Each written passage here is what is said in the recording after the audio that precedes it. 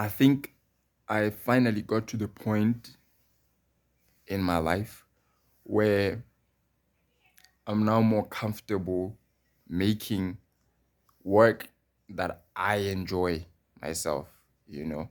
I think I'm finally getting to the point where I stopped caring what people think.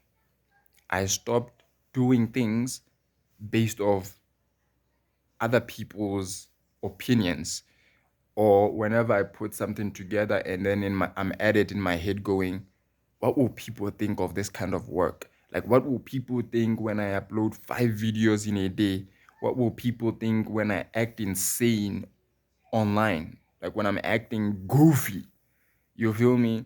So I've gotten to the point now where I don't even consider such things. At this point, I've made way too many realizations about how life goes and what life is. And it has given me some of the most profound knowledge ever, which I'm not going to be sharing because this information is at such a disposal and it's in access. Anybody can just find this kind of knowledge that will enable them to be free, that will free you, you know? And this is one of those, I don't want to say forbidden knowledges or wisdom, but to whoever finds this piece of information, I want you to consider it and act upon that kind of a knowledge that really spiritual liberation is all you need to do everything else.